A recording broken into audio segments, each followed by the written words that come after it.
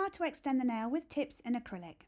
Select your tips. Wellless tips are best for this as there is no blending required.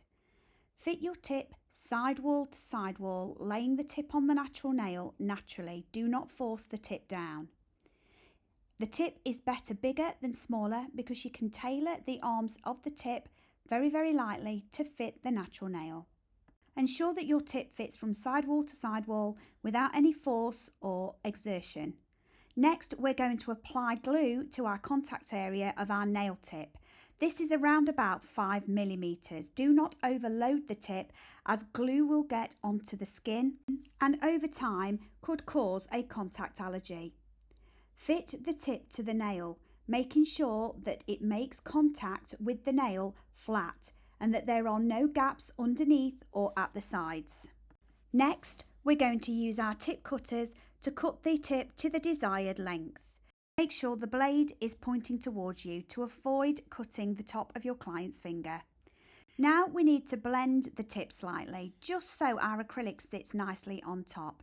Using a soft 222/40 file, remove the shine from the tip and make sure there is no thick extra bulk at the side walls where the arms sit. And just make sure that the tip is actually flush, and you can actually use a little bit of tip blender to help with this. But also take care not to over file the natural nail.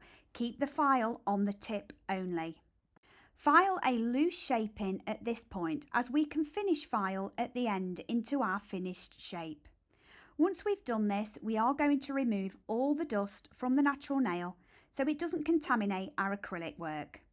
We're going to dehydrate the whole nail with Nail Fresh to remove any dust, dirt or debris before we pop on our product. We're then going to apply a little bit of the edge primer to the natural nail, not the tip. Picking up a large bead of acrylic, we're going to place this at the free edge area of our extension. Wait for that bead to go less dimply. This will mean it will be at a nice workable consistency for you. Place it onto the nail, allow it to self-level very slightly, and then using your brush at a 45-degree angle, walk the product from one side to the other and then blend forward with the tip of your brush. Once your acrylic starts to polymerize, do not mess around with it too much as you will start to put brush marks in there, and this is what we are trying to avoid. Pick up a second bead of acrylic. Wait for it to go slightly less bumpy and then place it just behind your first bead. Walk at a 45-degree angle from left to right and then blend that acrylic bead forward to meet the first bead that you placed on. Ensure that you clean all the product that may have run down those side walls before it touches the skin. The amount of beads of acrylic used will depend on how big your beads are that you pick up and how big your brush is. This will have to be gauged on an individual nail basis. Once your acrylic has fully polymerized, make sure you pop your lid on your powder and your monomer away to avoid contamination. We're now going to file in the final shape of our nail. It's really important to have a consistent filing routine across all 10 nails to ensure that your finished product is all identical.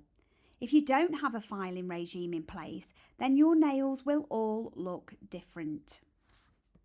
Make sure that nail file touches every part of your enhancement to make sure it ends as a smooth finish.